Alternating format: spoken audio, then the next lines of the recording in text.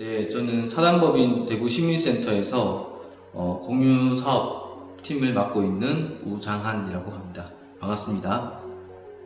안녕하세요. 저는 사단법인 대구시민센터 공유사업팀의 매니저를 맡고 있는 정민경이라고 합니다. 대구시민센터는 아까 말씀드린 것처럼 비영리 사단법인이고요. 2009년에 설립이 되었고 서울의 이제 NPO 지원센터처럼 대구광역시 시민공유활동 지원센터를 위탁 운영하고 있고요. 2019년부터 공유팀에 들어와서 지금 2년차로 지금 일하고 있고요. 공유대구에서는 다양한 사업을 지금 하고 있는데 이제 안 쓰고 놀고 있는 공간을 이제 공유 공간으로 잘 활용되기 위해서 이제 시스템을 개발하고 이제 그 공간에 이제 넣어서 이제 공유 공간으로 하는 사업도 하고 있고, 그리고 대구에서 공유 활동을 하고 있는 팀들에게 이제 지원을 해서 이제 그 팀들의 사례들 그리고 활동들을 발굴하는 사업도 하고 있고요. 그리고 시민들 대상으로 이제 공유 활동이나 이제 커먼즈 개념들을 알리기 위한 포럼이나 타 지역 사례 탐방 이런 것도 하고 있고, 그리고 올해는 이제 특별히 시민 대상으로 이제 아카데미를 개최해가지고 이제 공유의 개념이나 커먼즈 개념들을 알리는 그런 교육 사업을 하고 있습니다.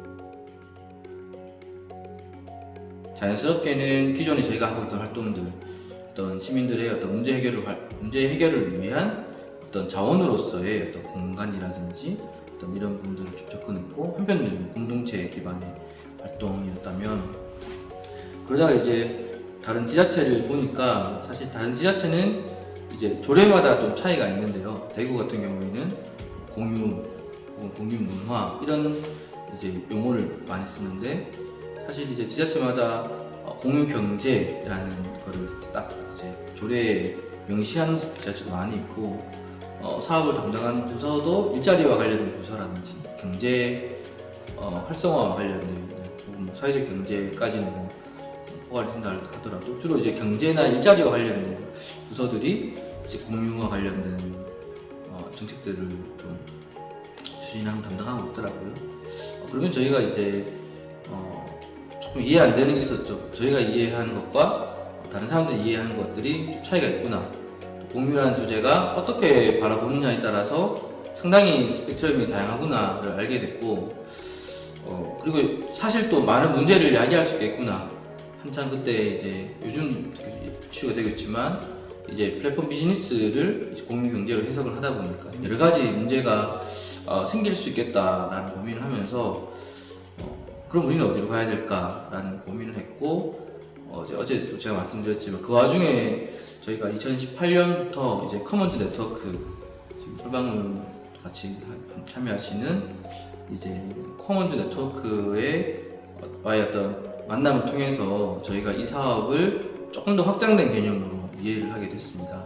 그때 당시에 이제 지금은 이제 철거가 됐지만 경의선 공유지에서 하는 여러 가지 행사들, 또 그 장소에 가서 느꼈던 어떤 인사이트들이 상당히 많은 영향을 줬고요. 저희가 사실 작년부터는 우리는 계속해서 지역의 커먼즈라는 어떤 관점을 가지고 이 공유라는 주제를 접근해야 되겠다 생각을 하고 이제 활동을 하고 있고요.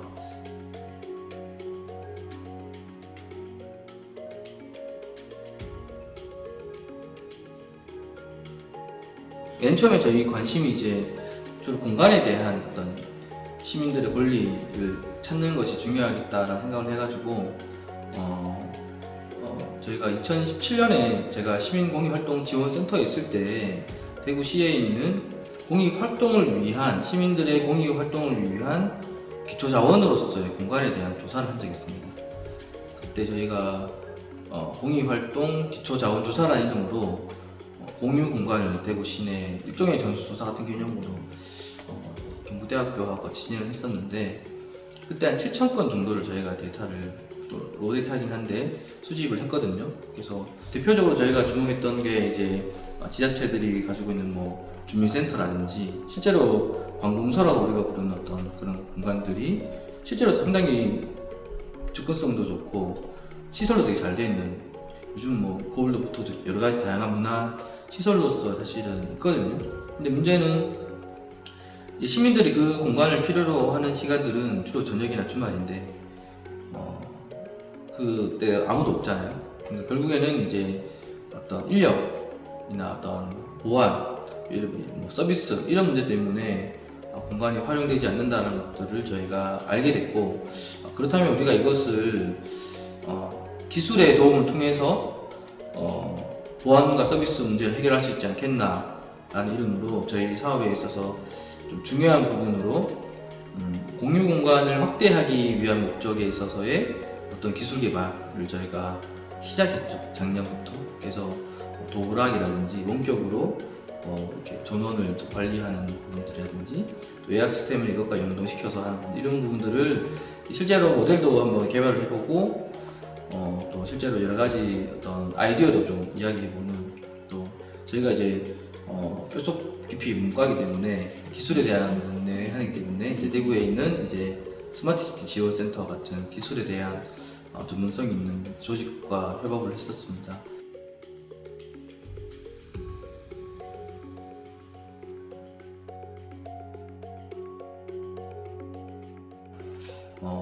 대구에 이제 대구에도 교대역이 있습니다. 서울에도 교대역이 있듯이 대구에도 교대역이 있고, 대구 교대역도 대구에서 되게 핫 플레이스거든요. 대구 이제 중심가에 있어서 거기에 이제 청소년들을 위한 이제 문화 공간이 있어요. 사실 뭐 대단한 건 아니고 역사 안에는 뭐 유휴 공간은 아니지만 좀 넓은 공간이 있으니까, 사람들이 지나다니는 공간인데 공간이 좀 여유가 있으니까 그 양쪽 벽에다가 이제 대구시하고 이제 대구 도시철도공사가 이제 거울을 붙여놓은 거죠. 4개, 3개 이렇게 붙여놓으면 거기에 이제 청소년들이 주로 이제 학교 밖 청소년들과 청소년 같이 어울려서 이제 댄스를 많이 하거든요. 댄스 동아리가 상당히 잘 운영이 되고 있는데, 문제는 처음에 그것을 할 때는 이제 청소년들을 위한 문화 공간으로 도시철도공사 안에 지하철 역사 안에 일정 공간이 좀 활용되기 위한 마음으로 생겼는데 몇 가지 문제가 있었습니다. 일단은 그 공간이 사실은 지하철을 이용하는 모든 시민을 위한 공간이긴 한데 이제 청소년들이 이제 시끄럽게 틀어놓고 또 자기들끼리 막 기싸움하면서 막 다툼도 일어나고 또 짜장면 시켜먹고 막 이렇게 아무 데나 막 해놓고 겨울 되면 두꺼운 파카 입고 가다가 다 이렇게 막 던져놓고 하니까 민원이 많이 들어오기 시작했죠.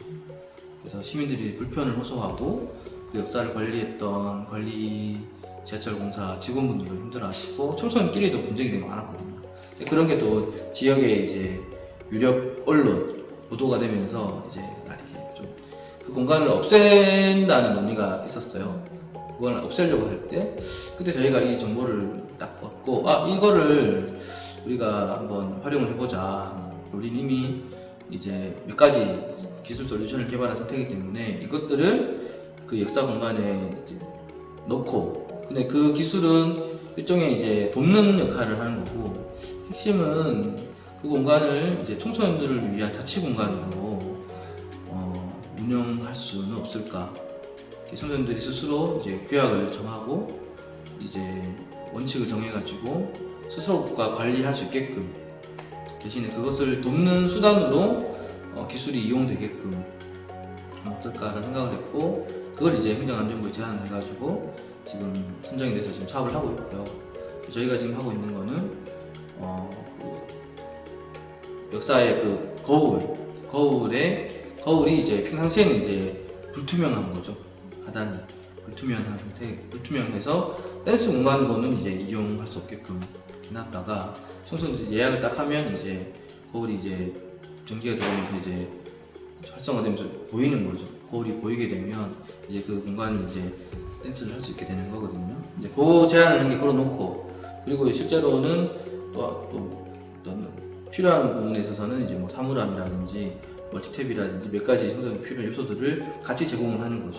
이걸 줄 테니까 또 이제 예약 시스템을 가지고 예약을 할 수 있게끔 이런 어떤 제한과 어떤 제한적 요소와 어떤 긍정적 요소를 같이 이제 준 다음에 그 청소년들 안에서 이제 대표를 선정하게끔 해서 이제 그 교대역 청소년 자치운영위원회를 조직을 하고 그 위원회 조직하는 과정에서 이제 청소년 지도사 선생님이나 저희 대구 시민센터나 서울의 빠뜨도 도와주셨어요. 규약 만들 때 이런 팀들이 이제 도와주셔가지고 조직을 만들고 운영 규칙을 만들고 또 그것을 이제 결정을 하는 그런 시간들을 좀 가지면서 저희 내부적으로는 뭐 누구한테 이것이 커먼즈다 말을 하지 않았지만 이거는 이제 청소년들의 어떤 공간이다.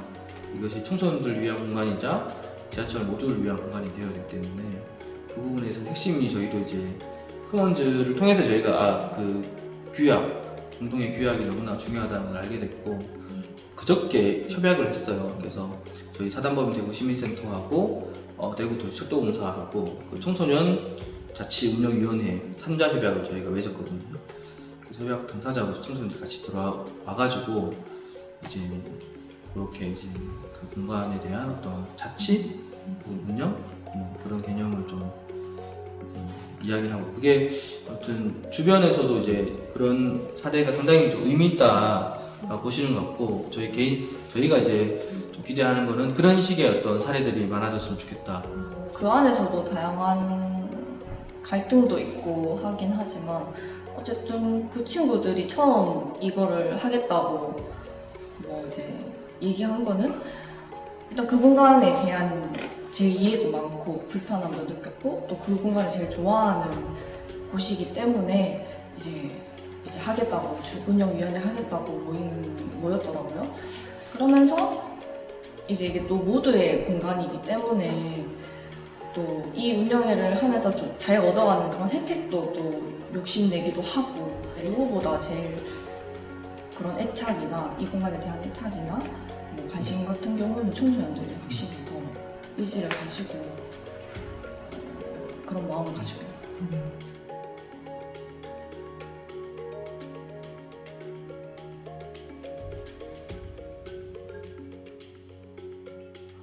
아카데미를 하게 된 이유는 저희가 7월 달에 공유 포럼이라고 이제 저희가 1년에 몇 번씩 이제 포럼을 열거든요.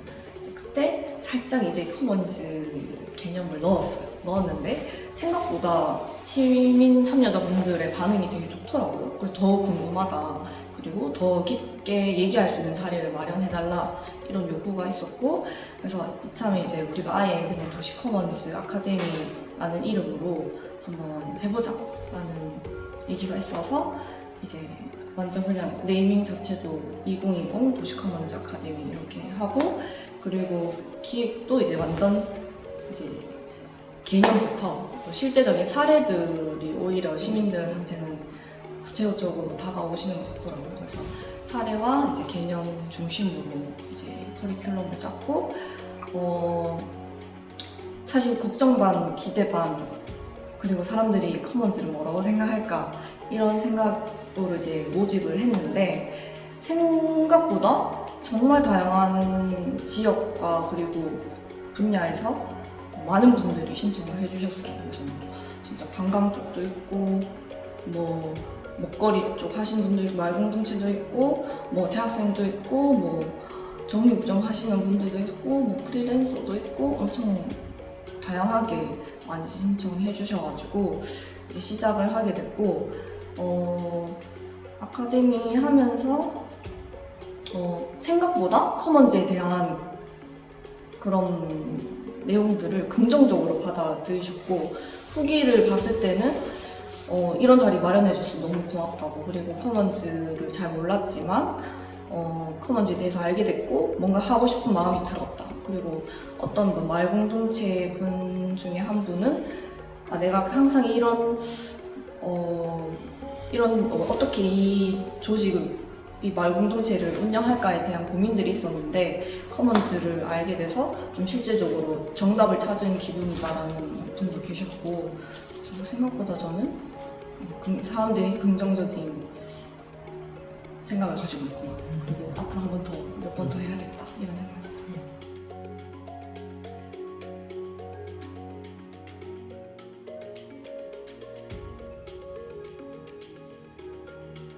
저희는 이제 계속 사람들을 만나고 이제 주체들을 발굴하고 또 그런 활동을 계속 해오면서 이제 공유 활동을 했었는데 이제 코로나가 터지고 나서 하니까 정말 회의조차도 못하는 지경이 된 거예요.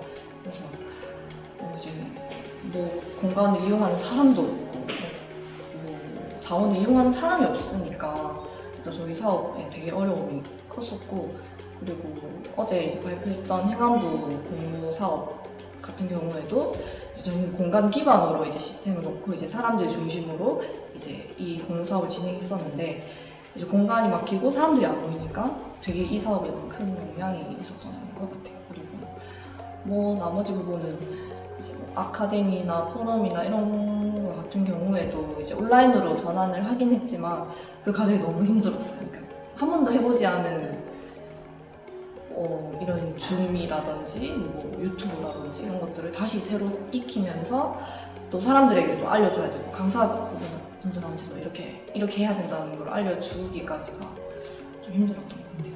근데 이제 한 번 하고 나니까 이제 거의 뭐 박사가 돼가지고 잘하고 있습니다.